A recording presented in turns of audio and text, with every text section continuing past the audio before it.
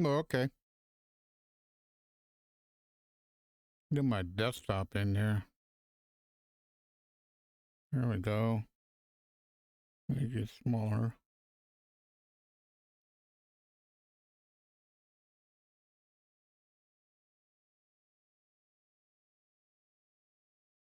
Not you.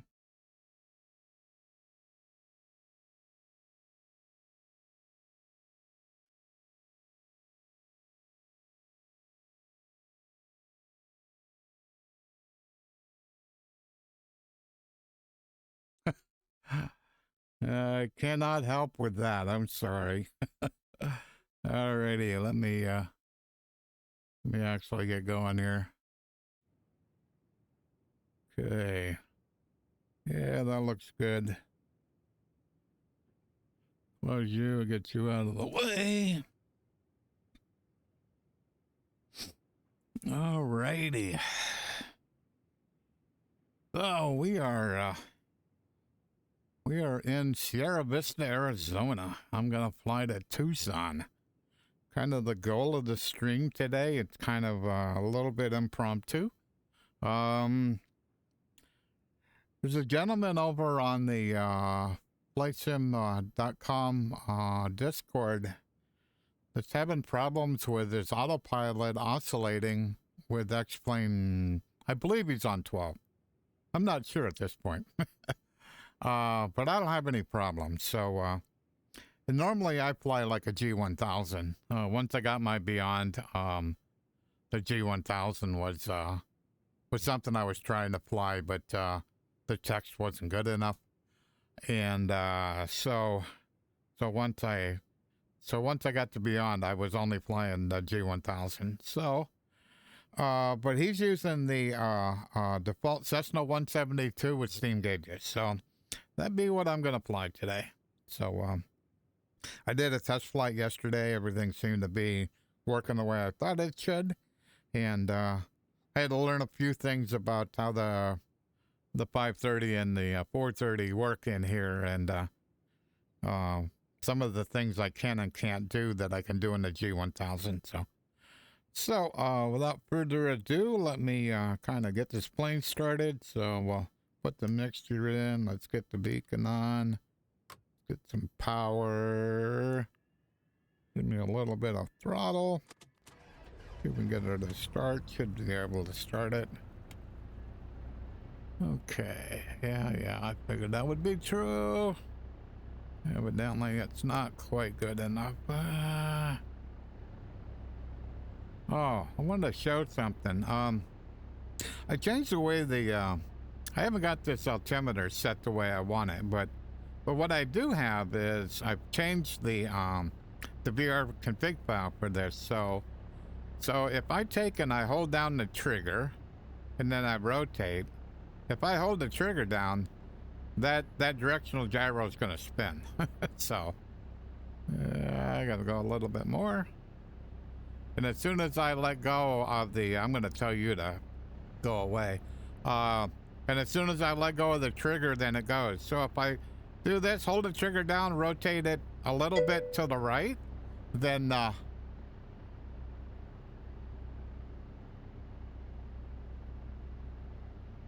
yeah, I've been looking at that. I don't use the 750. I really like the G1000.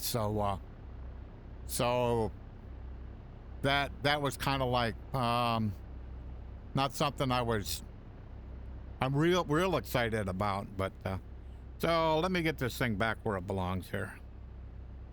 So that was something I changed so that when I hold it down and rotate the VR controller to the left or to the right, that's where it's going to start spinning, and it'll spin at a pretty quick rate, so you can get your directional gyro lined up pretty fast. So, okay, that looks about right. So, yeah, a little bit more power here. Okie doke. And like all the knobs in here, I made quicker, you know. So like the heading knob and that stuff, it's all of these are quicker than they used to be. So yeah, altimeter looks what are we supposed to be, 719? So I need to go down just Whoa. Oh yeah, I got that one doing that too. Sometimes it seems a little too quick. But if I pay attention, I can fix that. So, alrighty. So let me get the avionics on here, and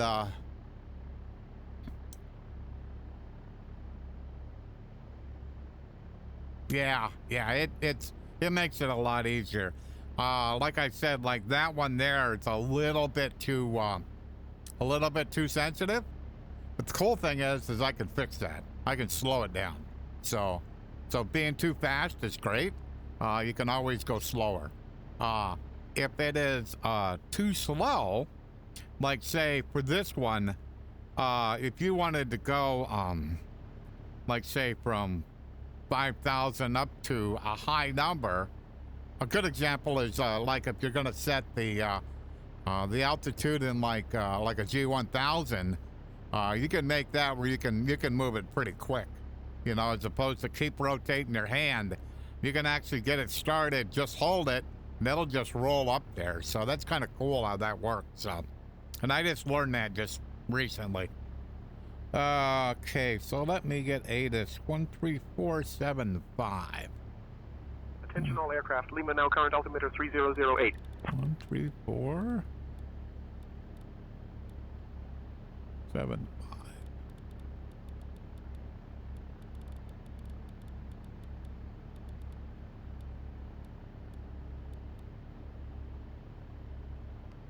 And if flight following is requested, read back all runway and hold short instructions. Advise on initial contact you have information Kilo. Sierra Vista Municipal Airport, information Kilo. 1455 Zulu. Wind 255 at 5. Visibility 10. Gonna be 26. Sky conditions, view at 5,000 feet. Temperature 15. Dew point -8. Altimeter 3007. Density altitude 5700 feet. Arriving and departing runways 2630. Okay, let's get. What do I want to put in first? Put in ground 121.7.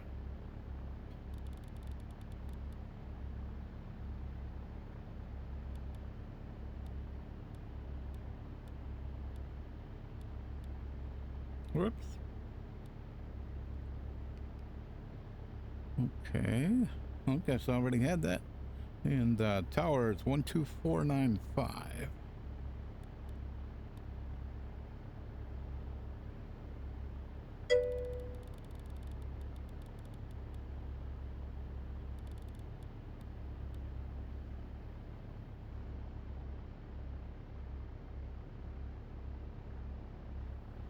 Okay, let's go ahead and see if we can get permission kind of taxi to runway 26. Ground Cessna 6 Bravo Golf. Request taxi to runway 26. Cessna 6 Bravo Golf.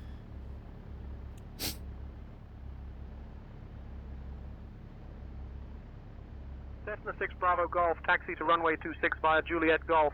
Contact tower on 124.905 when ready for departure. Taxi to runway 26 via Juliet Golf. Contact tower on 124.95. Cessna 6 Bravo Golf. Okie dokie. Let me get a map up here. Four-way Chuka. There we go. So I think I gotta point back the opposite direction. Where are we at? Yeah, these are the hangars, so I think I gotta do about a 180 if I remember right. We'll find out here in a minute.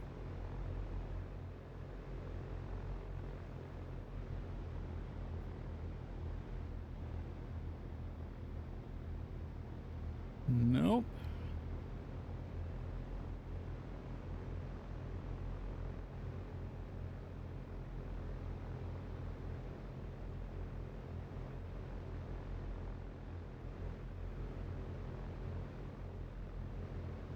There's a parking lot here.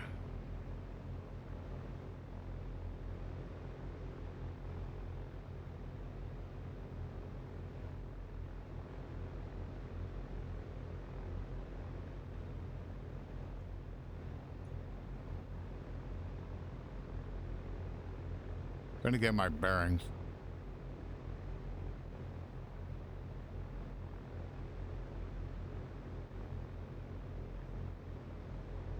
So I'm thinking this way. Yeah, looks right to me. There we go.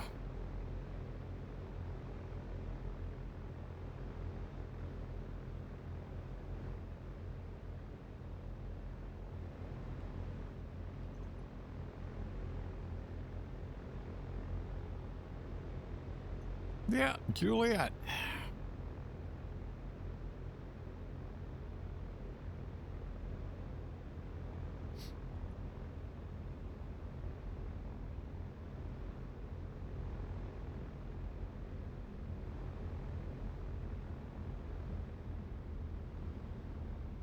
So as I increase in taxi speed, I can feel the yoke. It's pushing back. So what it means is as the airspeed is increasing, the elevator is actually raising a little bit. Not neutral, but getting close. Okay. We come up here. 26. Got my heading bug down. Bravo Golf, contact tower on 124.905. Have a good morning. Contact tower, Cessna 6 Bravo Golf. So I have my heading bug dialed in over here on runway 26. So right now it is, yeah. When you don't have enough air over it, you know, then it'll be quite heavy, yeah.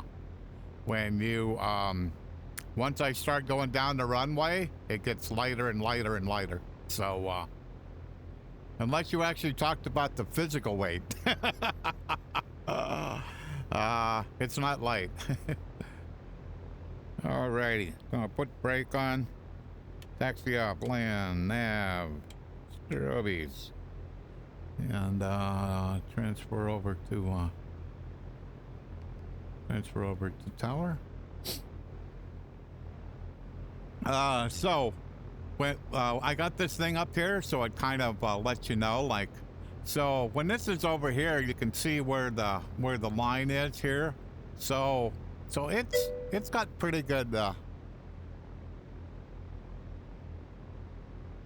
Oh yeah, I like this a lot. It allows me to kind of control what interaction I have. So generally I would get flight following, but for today I'm not going to. I'm just letting the Say Intentions get me out of the airport, and then I'll be on my own. I'll just he'll tell me to squawk VFR when I get out of here. So, and I'll be good. I'll just squawk VFR till I get close to Tucson. But so this blue line here, not sure how well it shows up in the stream, but so when I'm pulling back on the yoke, you know, but that yoke is gonna move when I go down the runway. That yoke is gonna move. So tower, Cessna 6 Bravo Golf, ready to depart, runway 26.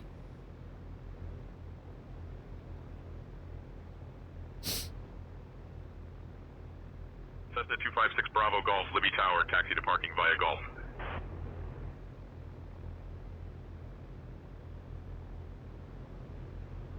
Cessna 6 Bravo Golf, holding short, runway 26, ready for departure.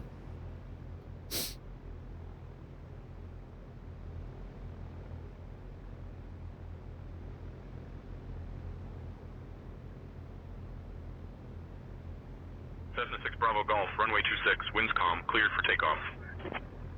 Cleared for takeoff, Cessna 6 Bravo Golf. And every once in a while I get confused.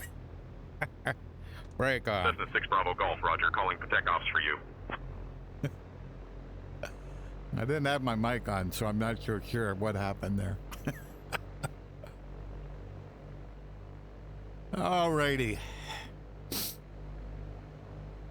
Oh, I gotta do one thing before I take off here. I shouldn't be doing this, but that's Grand Duke okay. Tango Alpha Charlie, contact departure. Contacting departure, Tango Alpha Charlie.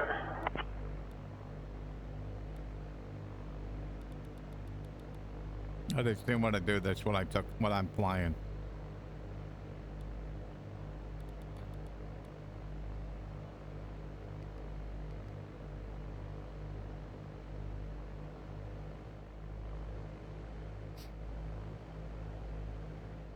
Alrighty.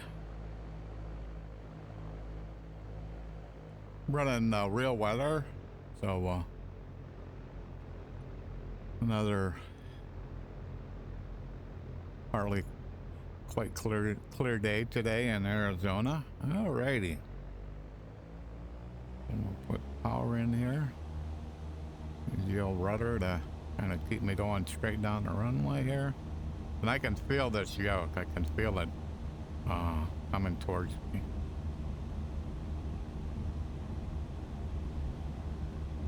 And so the elevator trim is set for 0.07. And okay, 60. She should just about fly now. And so it's set for takeoff trim. So what I'm kind of trying to do here is, so I'm using what's called software trim on this yoke.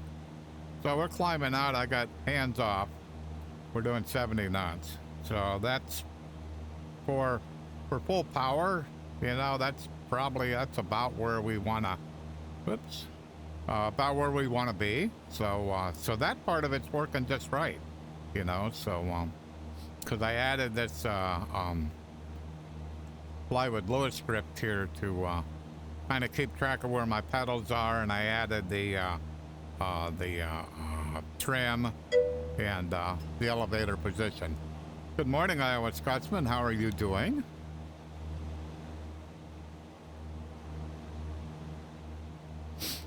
Yeah, so we're pretty steady here at like 65, you know, 70 knots. We're about okay. A little bit off center line here. So we'll once we get, I'm going to change that to GPS. So now I'm going to engage the autopilot. I have a direct 2 set up for Tucson, and so I'm going to I'm out here past the airport and make sure. Yep. So I'm past the airport, and so let me click on nav, and then I'm going to do altitude hold, and then I'm going to set my I want to climb to 6,500, so I'm going to hit vertical speed and increase it to 5. So we're climbing at 500 feet per minute, and my goal is to hit 6,500 feet. And so we're looking at these 2 blue lines. That one's right on that line there, and this one's here. So the complaint is that when you do this, put it in autopilot, that it would oscillate, and I don't see it. I mean, I see the trim wheel moving a little bit, but that's kind of that's how autopilots work. So, and so we're definitely, I got it set for 500 feet a minute. We got 500 feet a minute, and I'm just climbing out of here at full power. Once I get to 6,500, that's what I'm going to take to Tucson. Then I'll click altitude hold and hold it there. So for me, this yoke is working exactly as designed. So I don't find in my on my system, I don't find the issues. So.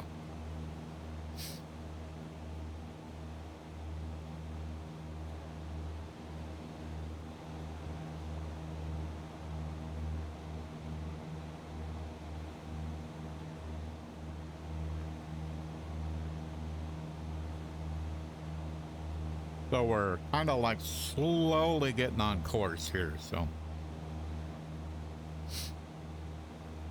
once we get to 6,500, I'll pull the power back.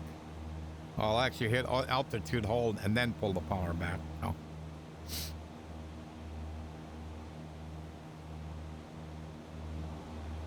So. Tucson's about 39 miles away. Okay, altitude hold. So that goes to 0. Pull the power back to we'll do 23. We'll see how that turns out for us. So it says we're about 26 minutes away. So that's kind of all I really wanted to accomplish today. I'm going to fly over to Tucson, and pretty soon he's going to come on there, and he's going to tell me to squawk VFR. So let's see, I have VFR dialed in. So I probably ought to just click on altitude, and then we should be good to go. So scenery wise, I'm using basically default scenery plus X World America. So no auto ortho, no ortho for XP. So Cessna 6 Bravo Golf, you're leaving my airspace. Frequency change approved. okay. So when we get out about 15 miles from Tucson, then I'll contact Tucson Tower. So I'll get all my frequencies dialed in. So this is Sierra Vista back in the, let me think a minute, 1970, late 72, 73. This is where I lived. I lived at the airport. The base here is, the base is called Fort Huachuca. And so I taught electronics. So the course that we were teaching is what's called electronic warfare, and it was a course. It was kind of cool. The goal of the course was to give the students enough general knowledge that with a well-written manual and equipment that was modular. So in other words, it was made up of modules that you could troubleshoot it at a modular level, and you would figure out which module was bad. You would yank it out and slam a new one in its place. That equipment would run again, and the module would be repaired at a remote location. So equipment that you would be using, like say on the near or on the front lines, you certainly wouldn't be repairing a board there. But you needed the equipment to work. So that's kind of what we taught, is that basic knowledge. So the group that I was teaching, there was two groups, and one was like the course was a year long. So the first year was the group I was with, the first half, so 6 months or so, and then the other one was the rest. So I think we took everything up to like early maybe radio, so from basic electronics up to like radios. And then they took it from there. So more advanced, like microwaves and that kind of more advanced electronics. So, but that's kind of the course that we taught. So it was kind of cool. Probably the cooler part was, so this would have been in 73. When I left, I went back to work at Welch's, and I was a general labor. I drove a lift truck, but I wanted to be an electrician, and because I had this background, I kind of thought that would fit, and so So probably around, let me think, 73. We'll say 75 or 8, maybe 9. I kind of had an opportunity to become a mechanic as a kind of an entry into being an electrician now. And so I was a mechanic for about a year. And then I become an electrician. And so about in the early 80s, all of a sudden, all the equipment that we had was modular. So it was exactly the same stuff I taught in 73. It was pretty cool, you know, that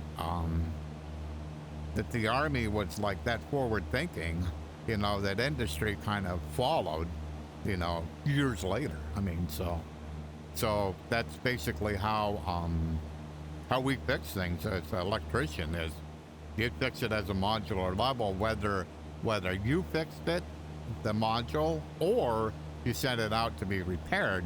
It kind of depended on the device. So, but that's kind of what. So that's kind of what kind of helped with my career as an electrician. That training. So, and I wasn't learning it, but I was teaching it. So you had to know it. So. Okay, got about 30 miles to go. So we go up to 6,500. So we get over this mountain here. Once we're over this mountain, then this mountain sets between us and Tucson. So once we get here, then we can start decreasing our elevation. So.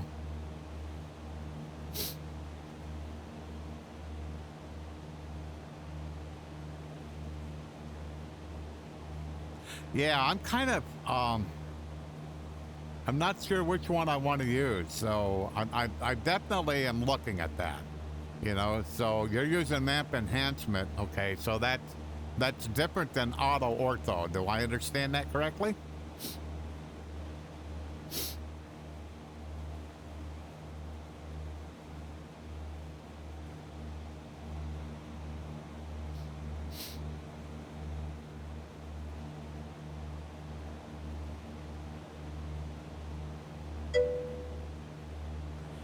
Yeah, so my concern with it is that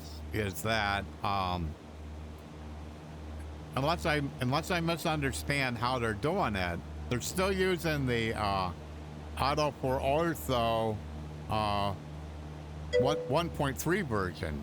So what that means is that the water features and stuff aren't as good as they could be. So that's kind of my why I'm dragging my feet a little bit. It's for that reason. It's that the next stream I do, I'm going to be back in Total Mexico, and he's used the 1.4 ortho for XP. So all the water and the shorelines and all that stuff all look really, really nice. So I don't want to give up that feature. So.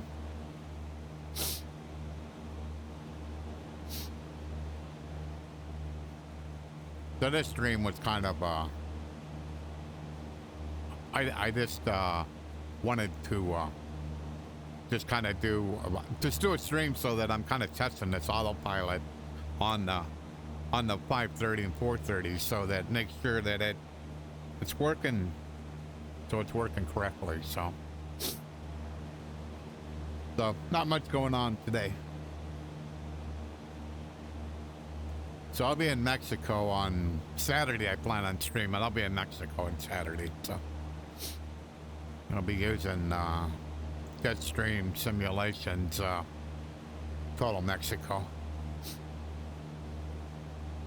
So I'll be quite a bit further south. I'm going to be starting in the, the Baja California Peninsula. If I remember correctly, it's what it's called. Okay, so let me get Tucson.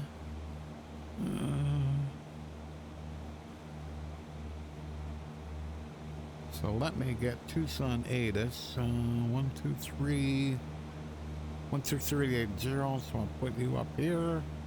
I'm gonna click on the mic 2, COM 2.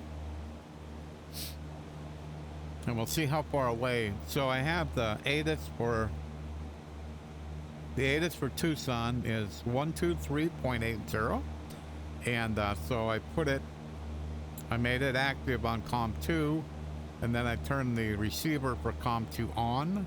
So when we get close enough, I'll hear the ATIS, so I'll know what runway they're using. So I'm thinking it'll be 12, but won't know till I get there. So.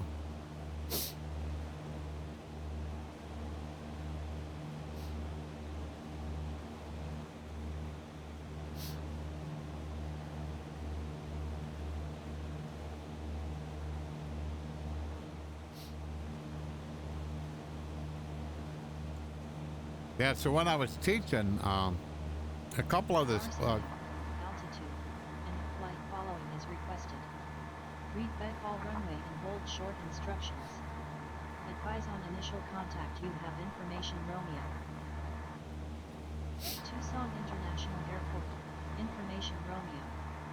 1453 Zulu. Wind 155 at 5.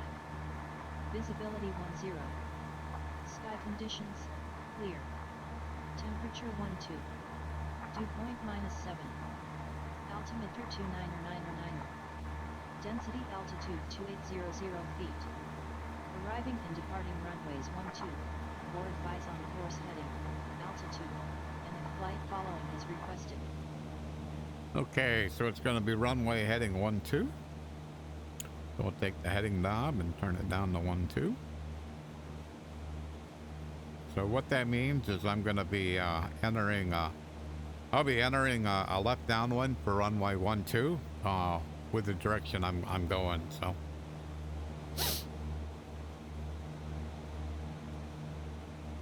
So the next thing I need to do is yep, Tucson's up.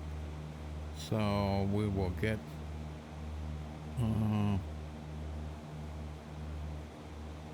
let me dial in tower. So tower is 118.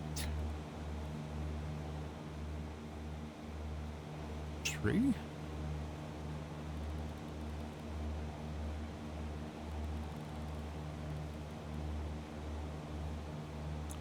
I'll flip that up. Ground is 120.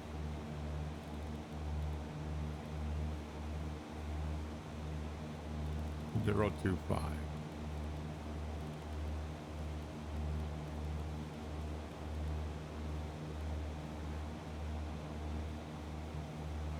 .025. Okay. Okie dokie. So Tucson is 2,643 feet. So we want to be at 3,600. So let me think a minute. So 36. So I can go down to probably 4,000 feet or so.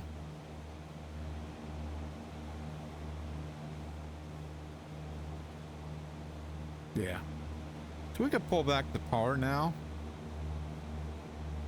And we'll hit vertical speed.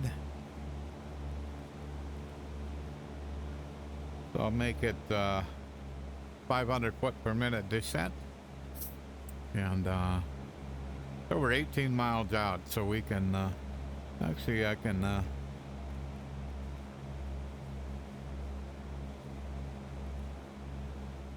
make it a little less. We'll see.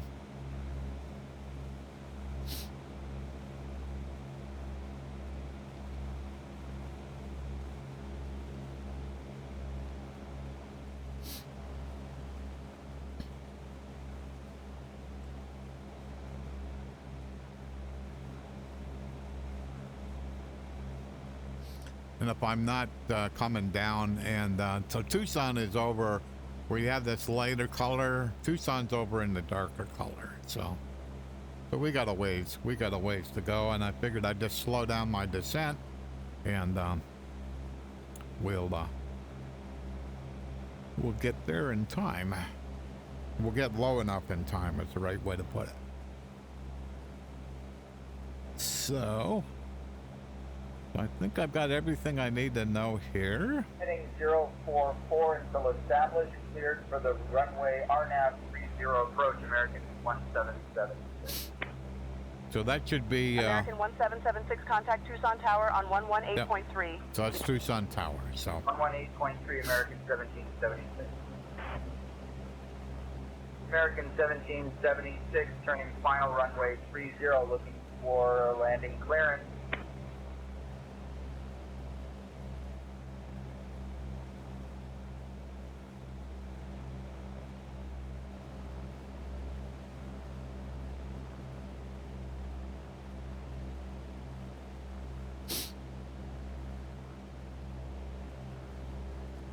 So I'm looking, I have a new headset on pre-order, so I'm looking for a replacement for my Bigscreen Beyond. So there's a headset called the Shiftall Megan X Superlight 8K, and so they started, they're supposed to be shipping in the US on January or February, March.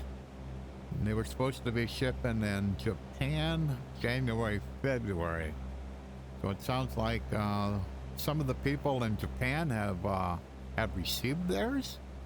Some of the YouTube influencers have received theirs.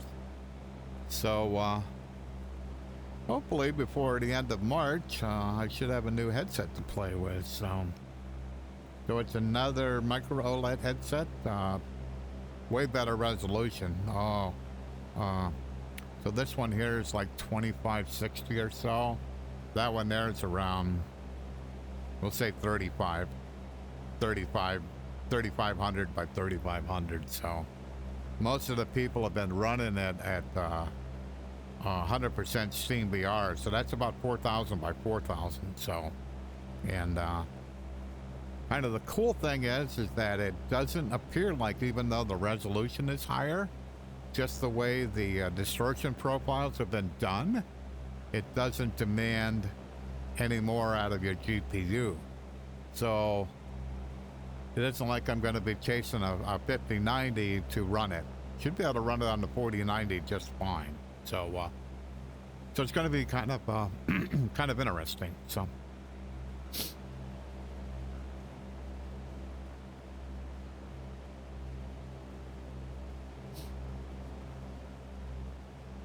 So this is kind of how she's running today. Kind of running pretty nice. So, and we don't have a lot of scenery here, but that's a reasonable sized town right there. So, and everything when I look at it, all looks good. I mean, you know, so I'm happy. So, okay, 12 miles out. So we're at about 5,500.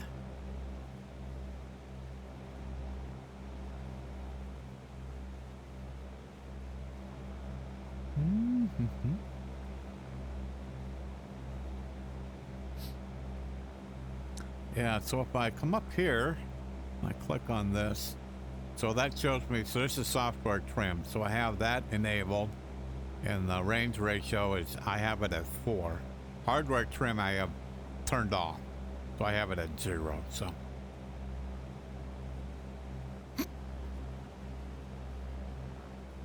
American 12, Tucson Tower. Welcome to Tucson. Contact ground on 120.025. 20.025 for American and 412. Thank you. Tucson Tower, American 1776 with you at 7,000. Very confused about the instructions. American 1776, Tucson Tower. Understand you're at 7,000 and confused. Please state your current position and intentions for clarification.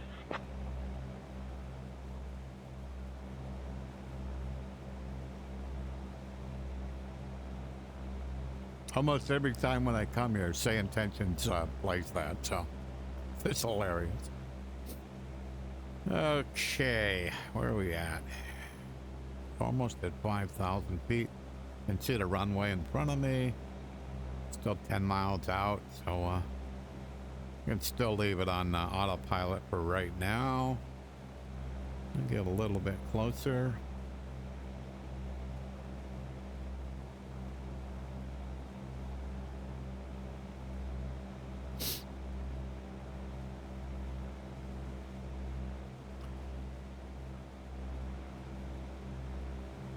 Tucson Tower, Cessna 6 Bravo Golf, inbound to land, runway 12, Cessna 6 Bravo Golf.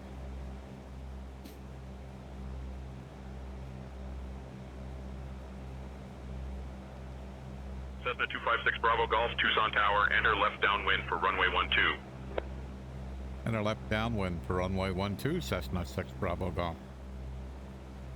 I used to ask them which runway, and anymore, I just listen to the ATIS and go with the ATIS, so.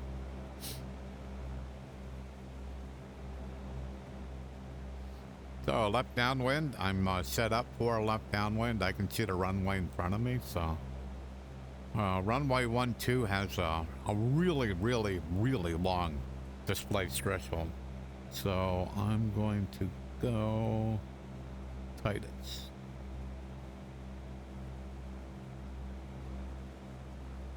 So this is runway 12, and so this is still display threshold here. so I have to go out this way and then come back around. So, and when I land, I'm gonna turn off on the left.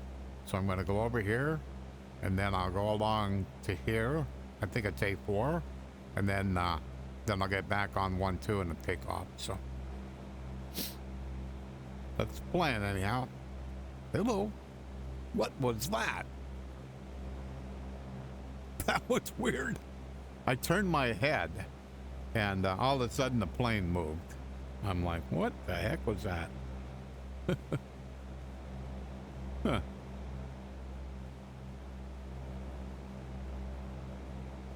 That's kind of odd.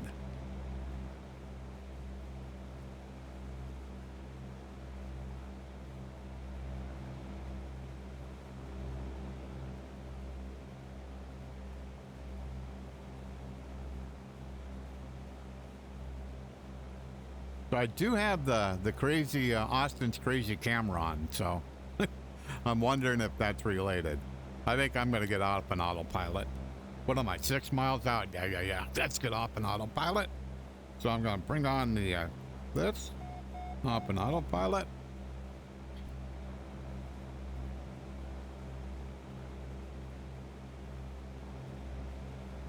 We'll power back a little bit.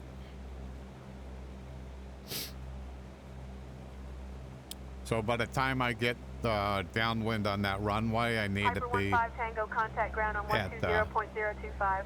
36, about Over to 3,600 ground feet. at So. 120.025. 15 Tango. Piper 15 Tango, contact departure on 125.1. Over to departure. So once again, I've got out of autopilot, Piper, 15 and Tango. we're all good. We're all good.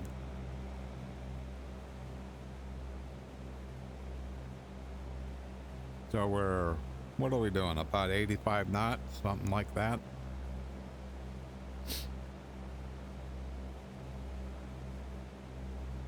$90 knots.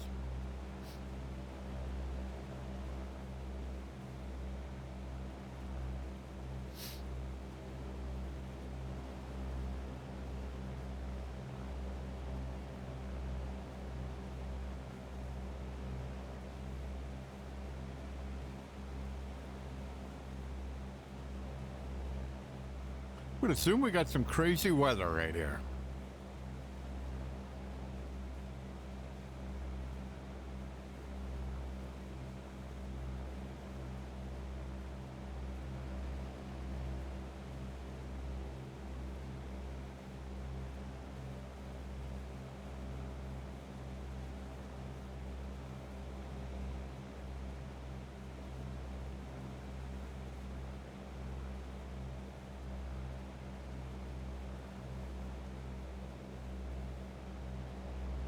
Just trying to get it to level off right about here.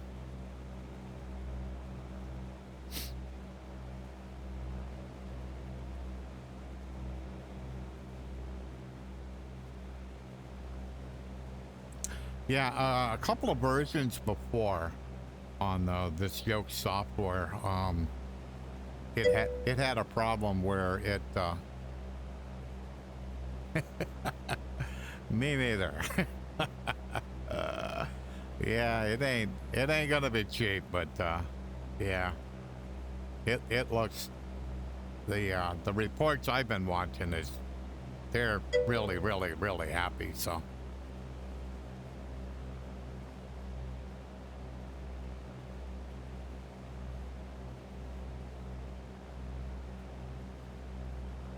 oh.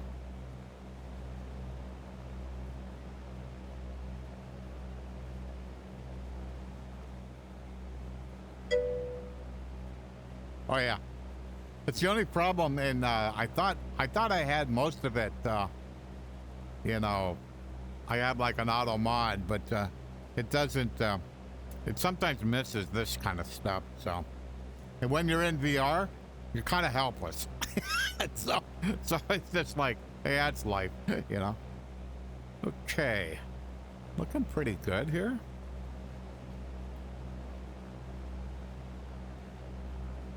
Tower, Cessna 6 Bravo Golf, downwind, runway 12. Cessna 6 Bravo Golf, winds 155 at 8. Runway 12, cleared to land. Cleared to land, Cessna 6 Bravo Golf. Cessna 6 Bravo Golf, continue on the downwind for runway 12, winds 155 at 8. Okay, I'll do that.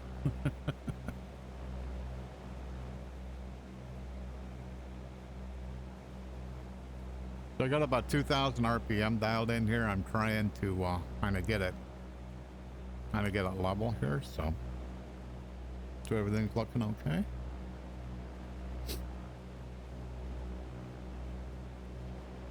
So this is Tucson. It's where I bought my I bought a car when I was in the service to drive back to Pennsylvania. I bought a RX-3 Mazda. Was one of the first rotary engine vehicles, and I thought it was a pretty cool vehicle until I drove it across the country, and found out how pitiful the gas mileage was.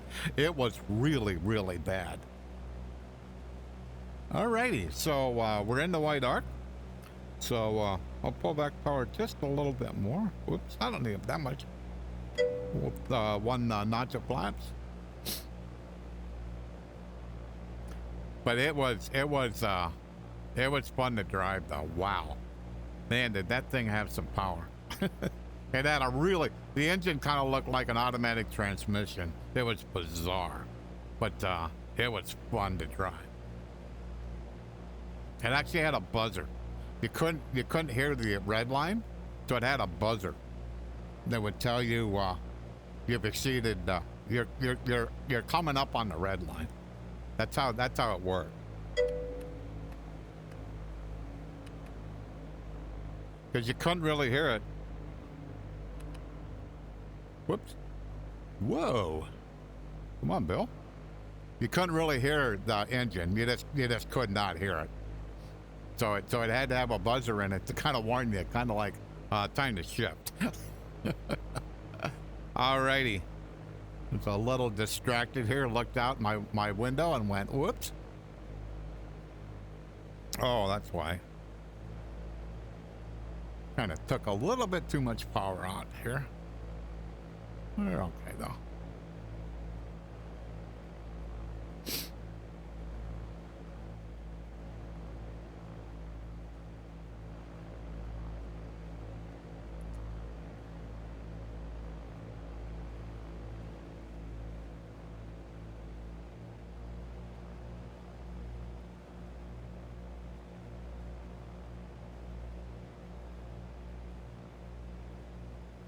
I think I'm sinking a little bit too quick here.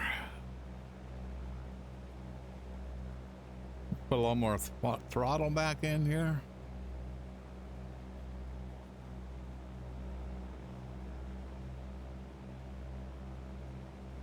Yeah, got a little bit too low and slow. See if I can recover from this.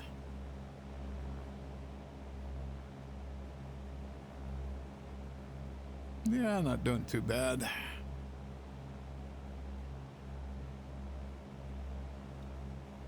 The point of recognizing what's going on here. So like right now I've got 2,000 RPM in and it's 60 knots. So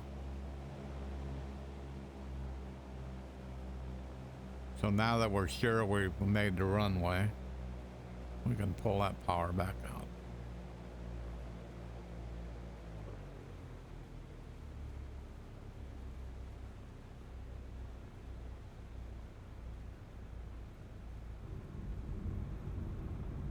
Horn light flare. Stop.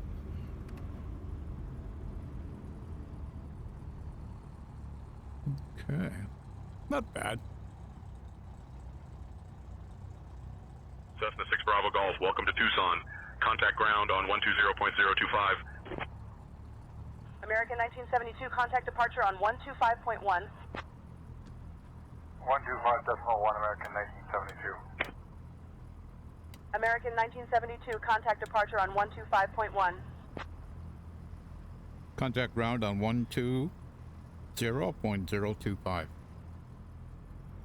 Departure 125.1, American 1972. Ground Cessna 6 Bravo Golf. Request taxi to runway 12, Cessna 6 Bravo Golf.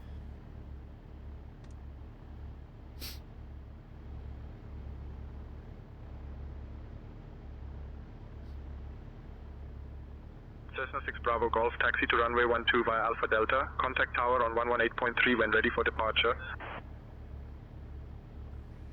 Contact runway 12 via Alpha Delta. Contact tower on 118.3, Cessna 6 Bravo Golf.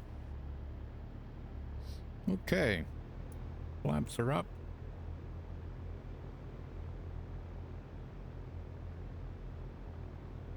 I'll reset it for takeoff trim.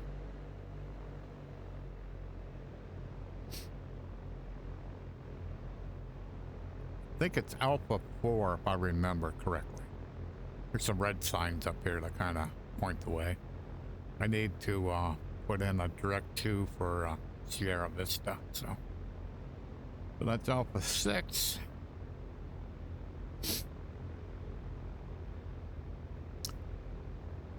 Alpha 5.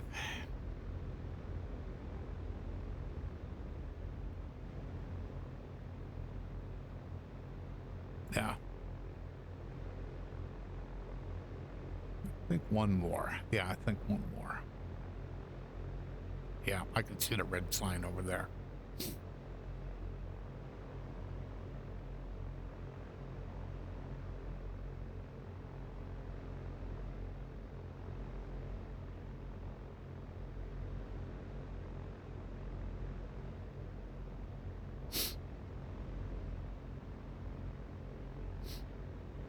Yeah, when I was driving that Mazda, and it wasn't a sports car. This was kind of like a sedan, kind of like. Okay, I'm gonna park. Yeah, I'm gonna park right here. Let me so let me do a direct. Little knob. Yep.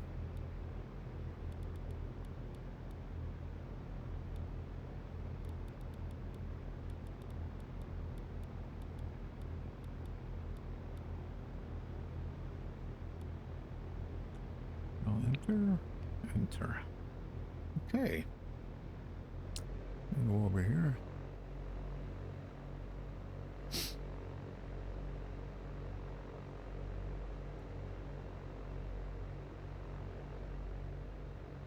So the fun part is in X-plane. This is called 11.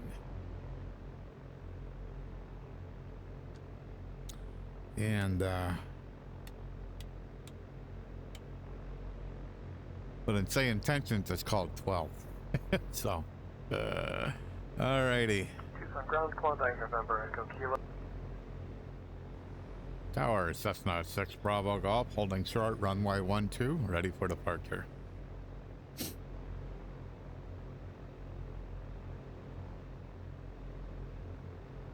Cessna 256 Bravo Golf, Tucson Tower, runway 12, winds 155 at 8, cleared for takeoff.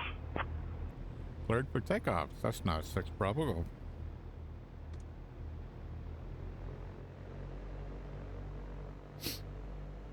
Okay.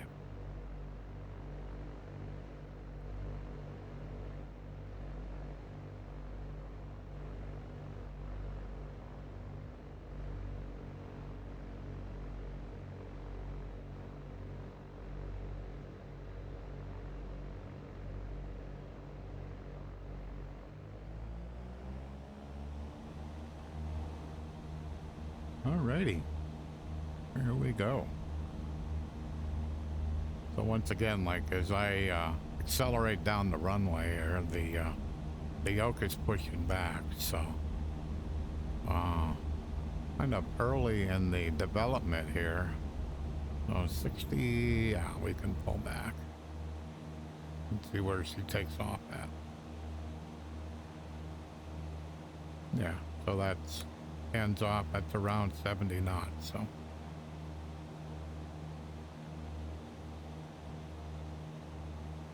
Seems to be going a little bit lower. I'm gonna put the nose down. I just pulled up on the trim wheel just a little bit. Not a lot. So this was 0.07, so it's 0.05 right now. So not much, but just enough that I kept the airspeed above, certainly above 60. So I'm a little bit off to the side here. Not quite tracking that runway center line like I should be. Trying to get back over. Okay. So I was out on this road outside of Sierra Vista. I think I was probably going to a Korean restaurant. So, but it was a pretty straight piece of road. And okay, so on the way back, we got to be at 7,500. So making sure I'm clear of the runway, clear of the airport. And so I was on a pretty straight stretch of road. And I just jumped on it. And I hit, well, where's I at? I think I was in second. I was in second or third gear. I think it was a 5-speed. I was in second or third gear when the buzzer went off and I was doing 80. It's like, this car could kill me. So, alrighty, let's go ahead and nav, hit altitude hold. And let's go vertical speed. We climb at 5. So this is, depending on how this goes here, sometimes what happens is that when I'm using a G1000, Skyhawk 3 Alpha Zulu, contact departure on 125.1. I use, for climbing, I use flight level change. The good thing about flight level change is it allows me to set the airspeed. Where when you're using vertical speed, you're setting the ascent rate, irregardless of the airspeed. so you can get yourself in trouble, especially like when we start climbing quite a bit here.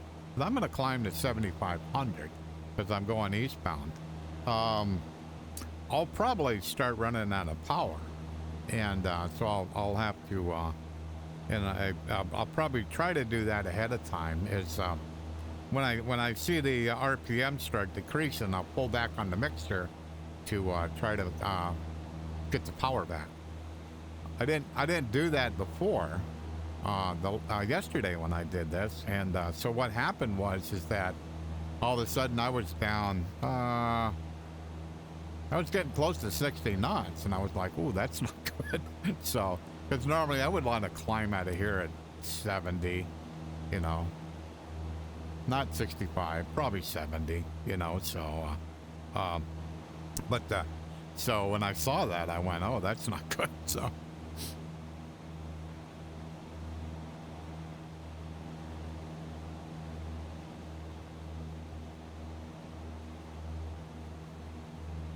Yeah, so these mountains here are probably 55, maybe 6,000 feet.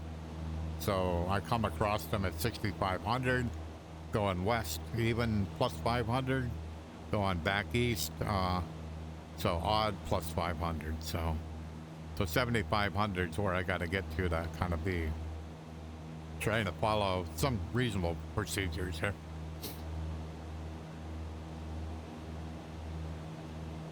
But a lot of this area out this way is just like just open, really open land, and a lot of big farms, just huge farms where they're like raising cattle. But the grass is so skimp, you know, that they need lots of acres to have enough acreage for the cattle to have enough food, you know, so. Because when I come out here, I always thought, you know, it's like a desert. Well, it's not really a desert. It's more like a prairie, you know, where you got like hardly any grass, really.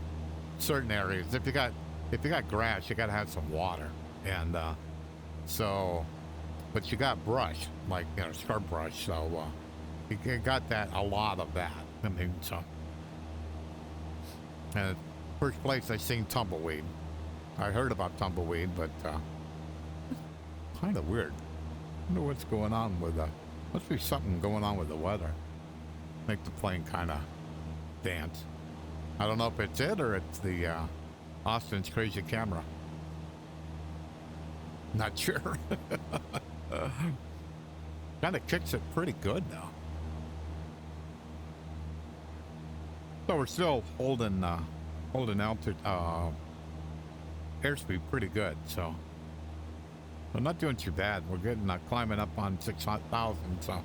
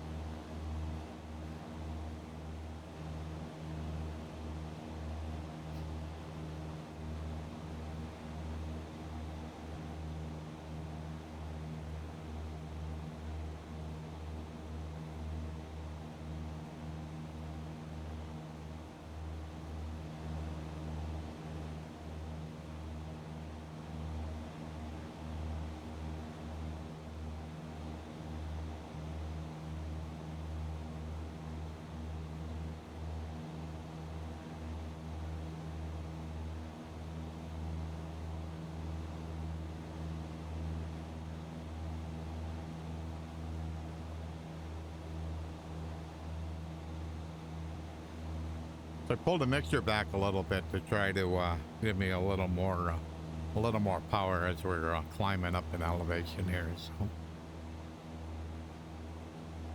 So I just basically pull it back until I see the engine RPM drop a little bit, and then just stop and push it ahead just a bit. So, but we're not doing too bad. I'm pretty happy with the performance out of climbing out of here. So. I got the fuel flow almost in the green. EGT looks okay. That's the 6 Bravo Golf. You're leaving my airspace. Frequency change approved. Frequency change approved. That's not 6 Bravo Golf.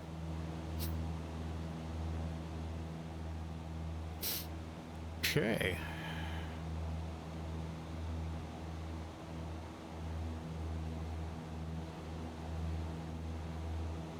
So, still got 31 miles to go. Once we get up here high enough, we can get the nose back down where it belongs.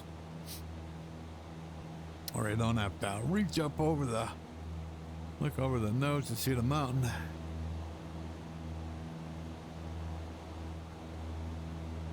But pretty happy with how she's performing. I mean, how X-Plane's performing and how the yoke's performing. It's doing. It's certainly everything that I was hoping it would be. It's kind of cool. So I ordered it. Oh, when did I order this? I can't remember. I pre-ordered it, and so would have been probably late spring if I remember right. All aircraft, be advised, information Tango is now current. Altimeter 3002. I'd have to look it up. But then I found out that the developer of it was going to be at Flight Sim Expo, so that was cool. So I got to meet the developer. He did a presentation on Friday night. Oh, he was a riot. He was so funny. It was hilarious. So that's what he was what he was talking about is what does a portable mean? So, you know, but you figure like a Bruner.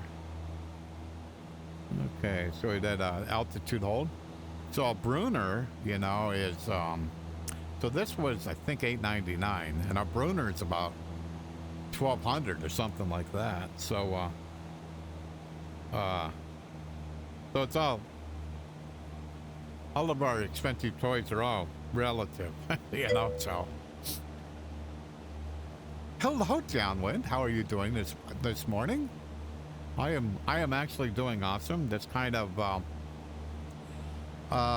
showing the Cessna 3 Alpha Zulu. Welcome to Tucson. Contact ground on 124.4.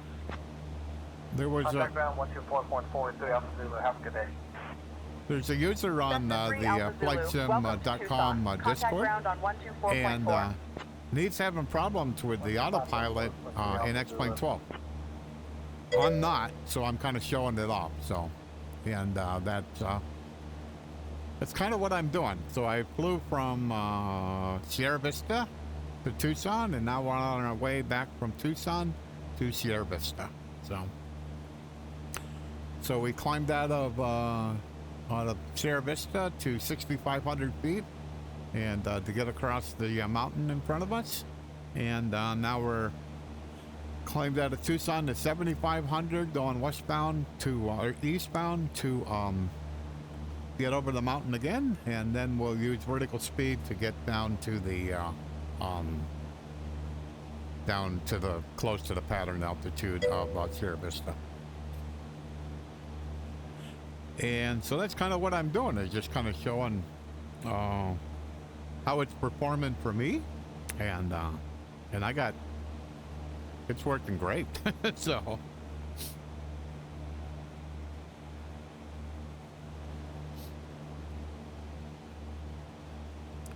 sim-wise, yeah, we're cool. We're all cool. So, of course, we're not quite in the middle of nowhere, but there's a lot of barrenness here, so. But there is all kinds of like little towns like that, you know, in along the foothills of the mountains and stuff, and that's kind of what you'll find out here. That's kind of how it is there. When there is buildings, usually they're kind of grouped together, so.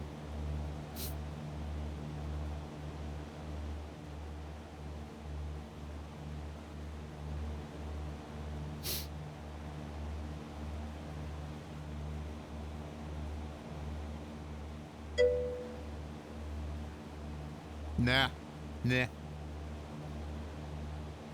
Yeah, it was from growing up on the shores of Lake Erie. This was a real change. real change. So.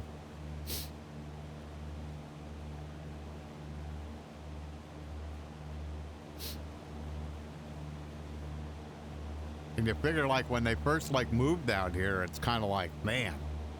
You know, just having enough to like just survive is just kind of crazy. So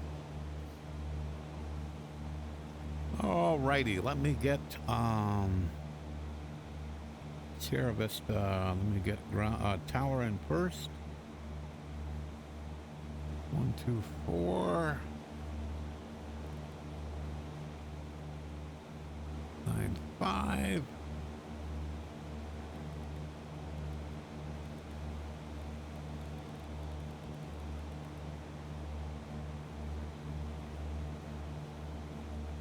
Come on, controller. Where did you go?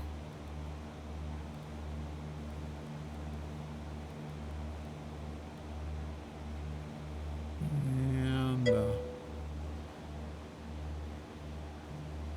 I'm very happy. I'm very, very happy. Normally I do flight following now, but I decided not to. And so I'm just squawking VFR. When I get probably 15 miles out, I'll contact Sierra Vista Tower, and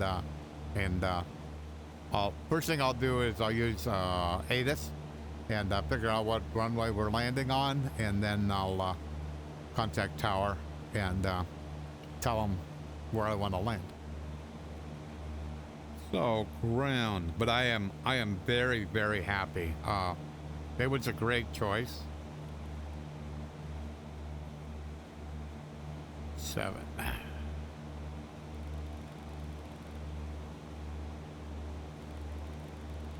It's doing everything I hoped it would do. Absolutely. And it seems like they're just adding stuff like all the time, so.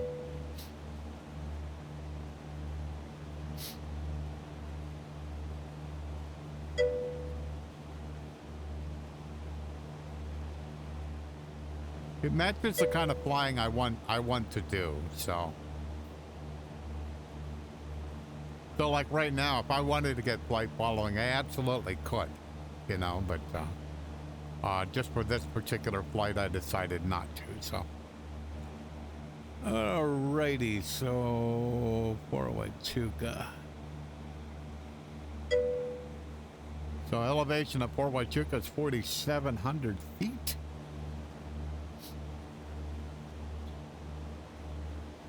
Yeah, they absolutely are.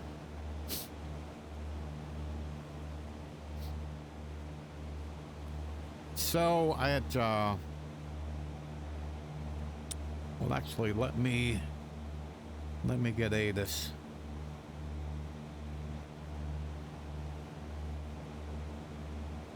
ATIS. 7.5, there we go. Okay, so we'll flip you. I'll turn on COM 2. Information line. 1555 Zulu. Wind calm. Visibility 10. Sky conditions, clear. Temperature 19er. Dew point -8. Altimeter 300A. Density altitude 6100 feet. Arriving and departing runways 26, 30, Okay. 21 advise on course heading, altitude, and if flight following is requested. Read back all runway and hold short instructions. Advise on initial. Okay, runway 26.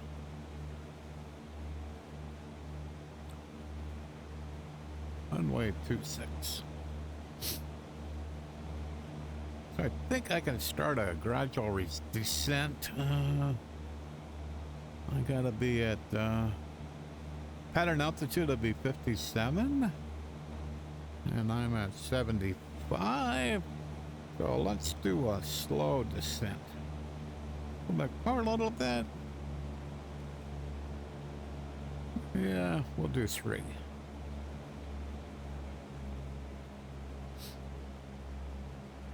So I got enough elevation. I should get by these foothills before I get too close. It's what I really have enjoyed flying the G1000s is I can set it on terrain, and so it can kind of tell me like that foothill there in front of me. I can look at it on the screen and it'll absolutely tell me whether, you know, is it yellow or is it red? You know, so that's kind of cool. So but I chose to use the steam gauge in the 430s to kind of match the the user on the Say Intentions Discord to match what he's flying. So, and this is all default. I'm not using my normally I run reality expansion pack planes, and but this one's not. So here at Sierra Vista, the runway 26. When I look at FUA, so when I look, it says runways 21, 26, and 30 are right-hand patterns. So I have to do a right-hand pattern here. And it's a challenge when you're, I hadn't thought about it, but when you're in the left seat of an airplane, and so if you're doing left-hand traffic, it's easy. You just look over here. Or if you look back, you can look back like that. If you're doing a right-hand pattern and you're in the left seat, when you look back like this, you go, oh, wait a minute, there's a seat in my way. So it takes quite a bit more paying attention to what you're doing to kind of get lined up and make sure you're doing a proper pattern. So okay, I'm close enough. I need to contact. So I got tower. Yes. Yep.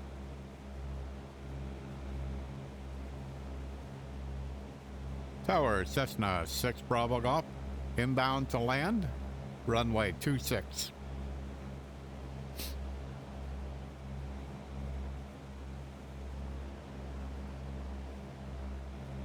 Cessna 256 Bravo Golf, Libby Tower, winds 320 at 5, runway 26 cleared to land.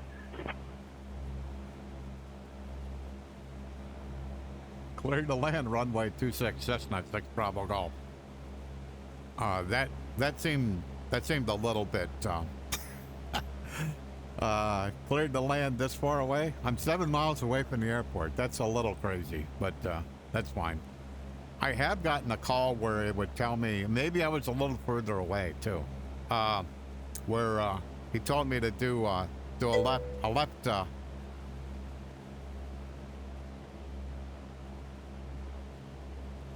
Yeah, that's what I heard. That's what I heard. Okay. So 47. I want to be. Let's see, 5,000. So. Well, let's.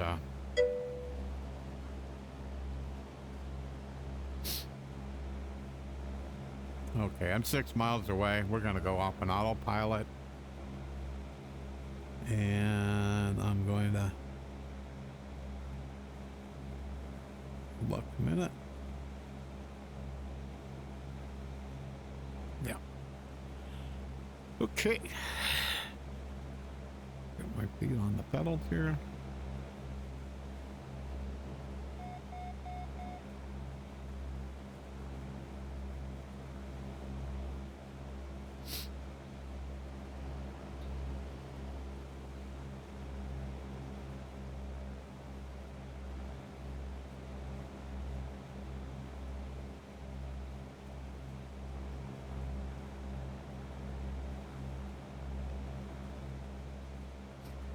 Okay, so I can see the tower. So I'm trying to turn a little bit right here, because the GPS would be taking me right straight to the middle of the airport, and I kind of want to kind of enter here like on a 45 for runway 26. So 5,700 is where pattern should be. So I'm at 6,000 right now. So actually try to get a level right about here. Yeah, 5,700. Yeah, that'd be probably 6,000 right here. Would be fine. Once I get a little bit closer, then I can drop some of the.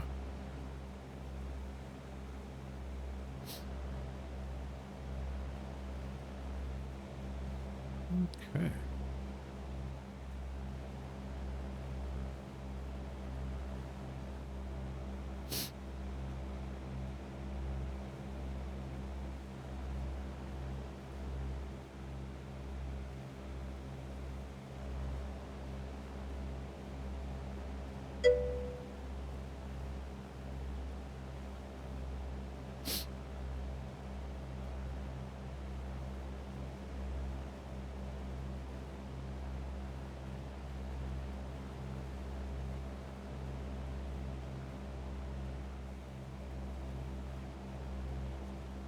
Tower Cessna 6 Bravo Golf, downwind runway 26.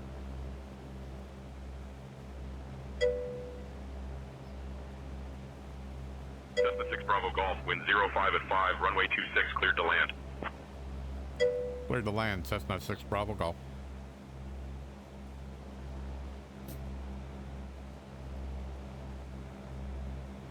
Cessna 6 Bravo Golf, wind 05 at 4, runway 26, cleared to land.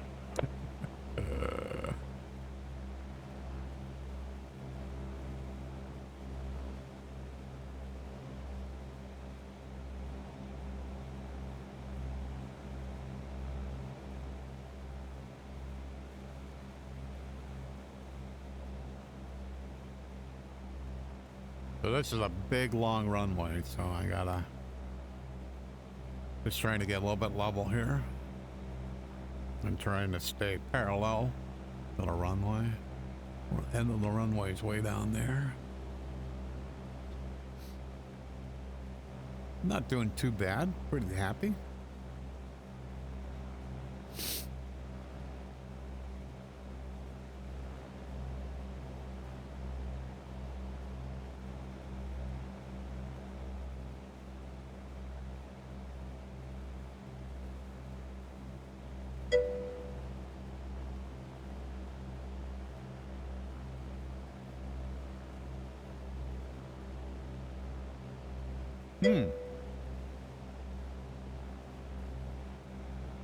That's interesting. I don't fly a plane that has auto throttle on it, so I probably wouldn't have experienced it. Alrighty.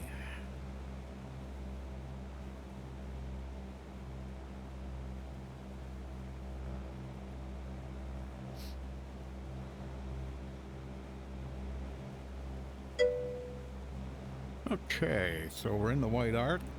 1 knot to flaps.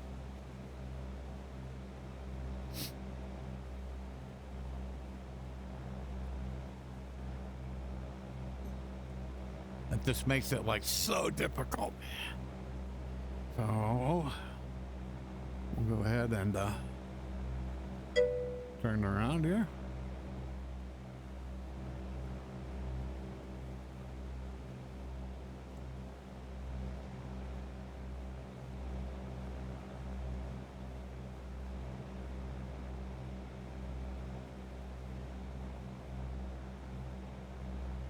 There she is. Okay, not too bad. Actually, not bad at all. Oh. There we go.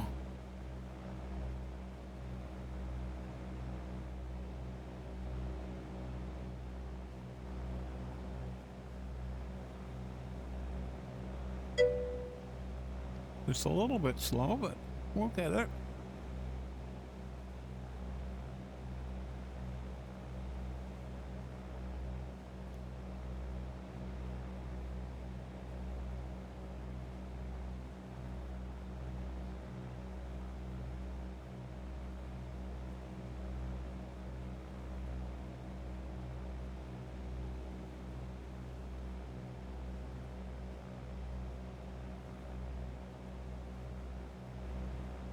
So we got a little bit of a displaced threshold here.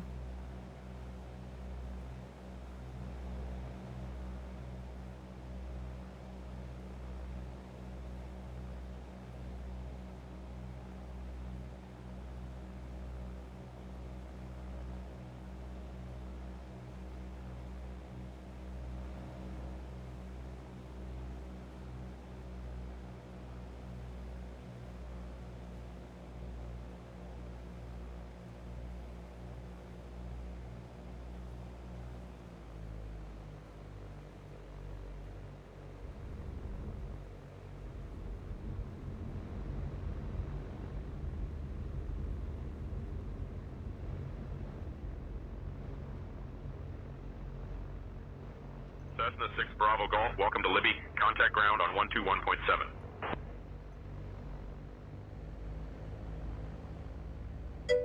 Okay, I gotta come up here a little bit to get to the taxiway. Thank you. was a little bit slow, but I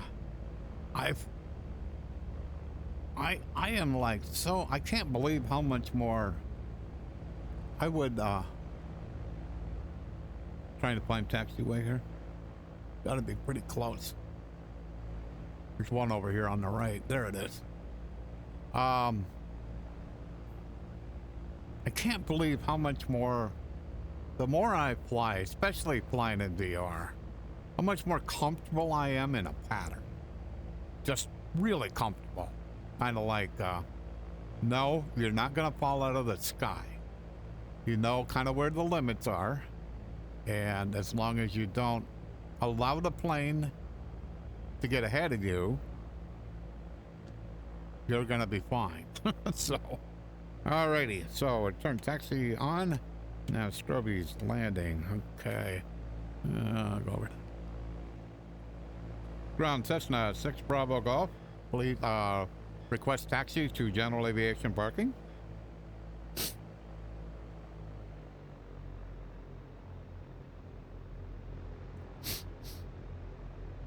Cessna 6 Bravo Golf. Taxi to general aviation parking via Delta. Cross runway 12, then Kilo. Have a good day. Taxi to general aviation parking via Delta. Cross runway 12, then Kilo. Cessna 6 Bravo Golf.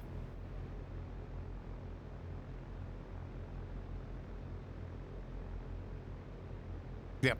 No. I have that. That part is figured out. So, and I take it one step further. That I stream it. So, which is actually kind of cool. One is that you actually have Attention all aircraft information. Mike is now current altimeter 3009er. You have people to chat with. That's cool.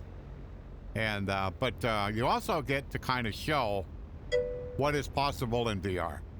That's my driving force, is to show this is what's possible. So, and we're going, okay, so we're going across. This is the runway. We went across it.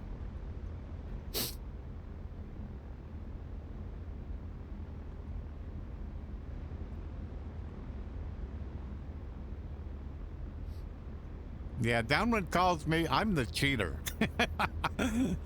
I use all kinds of things. Alrighty, so I'll go down here. These are hangars here, so I'm going to park in front of them. It's like I have Say Intentions in here. I mean, whoops, made a wrong turn. Let's spin around.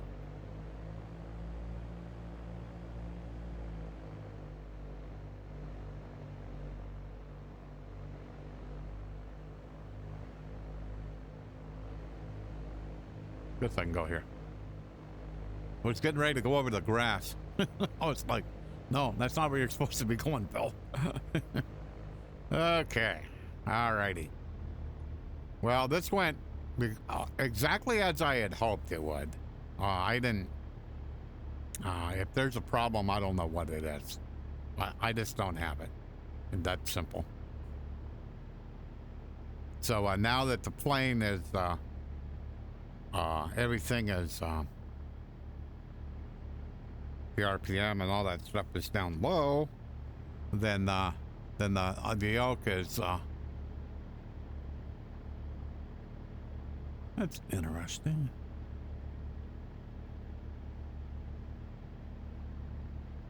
Huh. That's no longer live. I'm not so sure what happened here. What the screen isn't live, so kind of curious, because the yoke is, yeah, the yoke's all the way forward, but it's not showing that. And when I pull the yoke back, it's not showing that. So I hit that. Let me look on the desktop here. Where are we?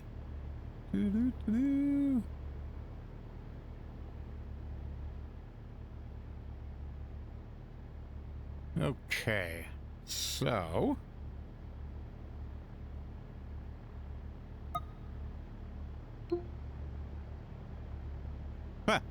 that was kind of interesting. I'm not sure. evidently what appeared like happened is that it went, get back to my desktop. So it was down here. It wasn't on the desktop. And so it was almost like because of that, it wasn't live. So I just wanted to show that because the engine's like slowed down, the so got the brake on. Okay. So as I increase the RPM, the engine, as the wind, as the air goes across the surface, then that moves it forward. Only a little bit. But then when you go down the runway, it got even more airspeed. Then it goes over towards the middle. So let me catch up with Chad here.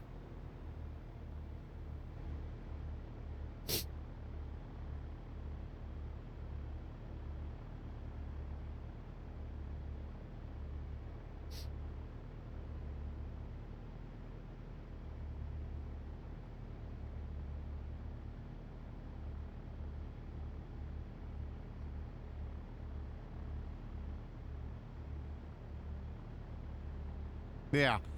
So instead of using, I found Move VR too limiting for what I want to do. But like I said, I stream VR, so it's a little bit different. So the tool I use is OVR Toolkit. So it's what allows me to have my chat window in here. I have this window in here. I have SayIntentions in here, and then I have this Plywood Lewis script. So I have my sound settings in here, so I can on the fly adjust my sound because one thing I have found is if the engine is too loud, then I'll talk too loud. I'll almost be yelling, and my girlfriend yells at me when I do that. So I normally kind of keep the engine sounds kind of turned down for that reason. So this allows me to do that. And then the other, so I've got Avatab in here, and I have a Navigraph subscription, so it's all live, you know. So and then the other thing I have is this here. It's for my it's for my rudder pedals, for my brakes. Had to pay attention because when I release them, I was going to move. And then this is this metal one here is my yoke. And this is the roll. So it kind of the goal of that was to kind of watch when I'm landing, besides the webcam, to kind of show what I'm doing with the yoke when I land. So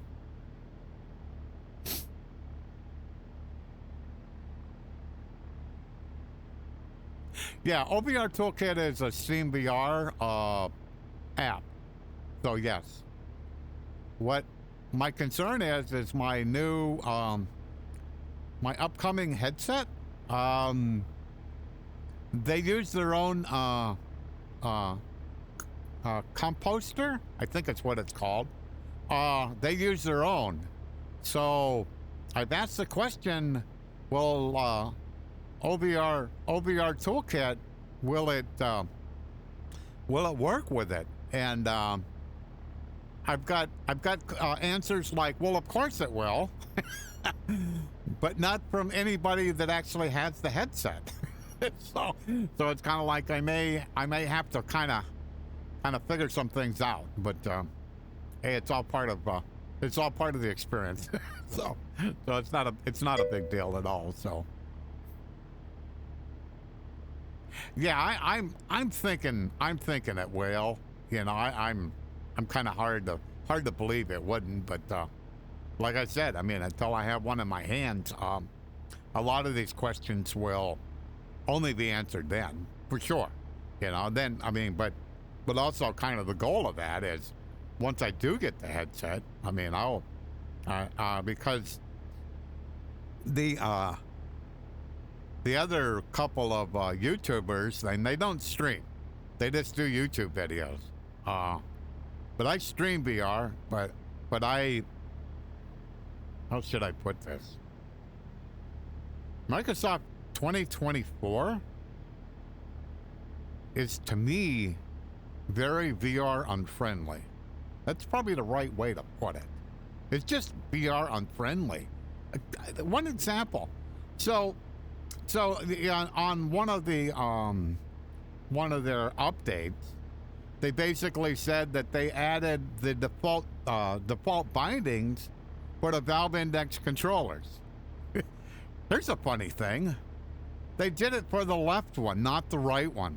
So the right one doesn't have default bindings, and but the left one does.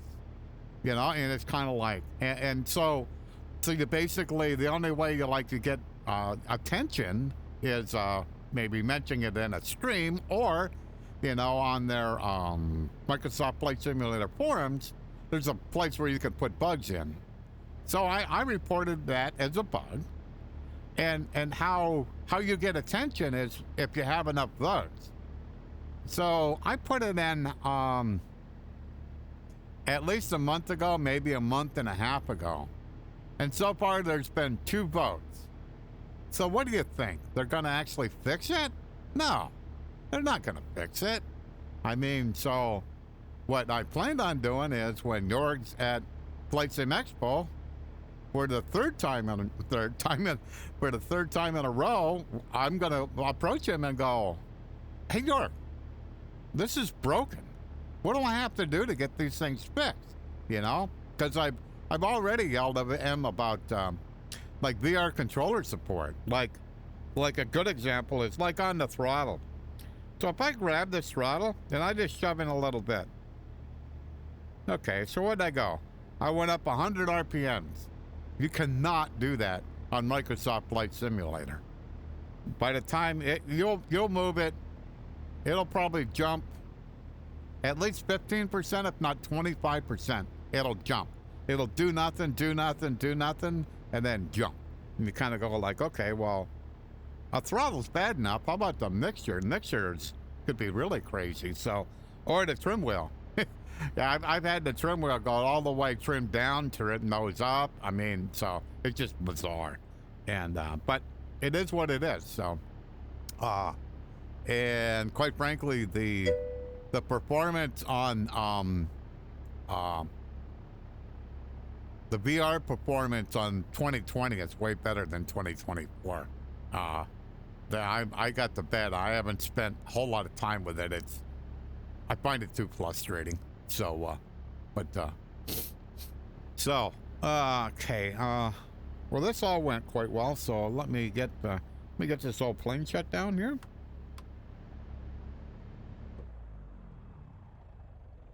Okay. So if that's off.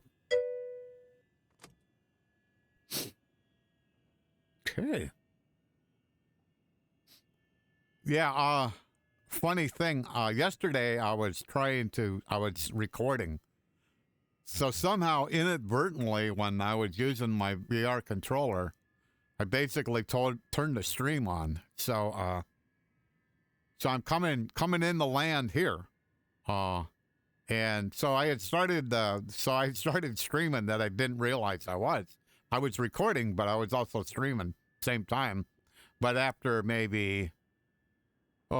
recording maybe 15 or 20 minutes, so all of a sudden, who was that? Sky Command, I think it was, come into my, all of a sudden I heard him like on my chat, and I'm like, wait a minute, I'm not streaming. And so he goes, well, yes, you are. I went, oh, okay, whatever. So I went ahead and because it wasn't a complete stream, I just deleted it and says I'll stream today. So we've all went good. So I think I'm going to wrap it up. I did exactly what I wanted to do, and like I said, I mean, I'm really, really, really happy with this yoke. This is, it really adds, VR adds a lot of immersion. That adds a lot more. So it's kind of cool. something else I just seen on explain.org. There's a guy there that's making, because I don't have enough room for like a motion rig. There's not enough room. But he's looking at making a thing for your seat. So it's kind of like there's like a platform that you put on your seat. And so it basically is like a motion platform for your seat. So it'll raise up, like, say, the back part of your seat if you're like going descending, or it'll raise the front part of your seat if you're climbing, or it will rotate this platform, you know, put the left side up, you know, so if you're turning, that looked cool. It's like, I think he's trying to do it for around $700 or $800. And I'm kind of like, I think I'd buy that. I mean, it matches what I'm trying to do, is keep a very small profile in the house, and but get as much immersion as I can. You know, that looked pretty cool. You know, so I'm definitely kind of looking into that. Yeah, I will absolutely, I will. That was it just kind of like caught my attention. I'm like, oh, that's pretty cool. You know, so. Okay, guys. Thank you so much for stopping by and hanging out. This makes streaming so much more fun. Yeah. Yep. Yeah.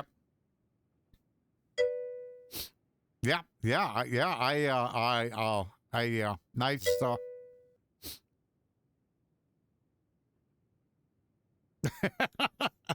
Glad I could help. Glad those days are behind me also. So, alrighty, we're going to call it a day. And like I said, I'll plan on streaming Saturday, same time, 11 o'clock. And I'll be using Total Mexico. And we're going to be in the most southern part of the Baja California Peninsula. I think flight's about 85 nautical miles, something like that. So that's where I'll be on Saturday. So see you later. Have a great day. Bye-bye.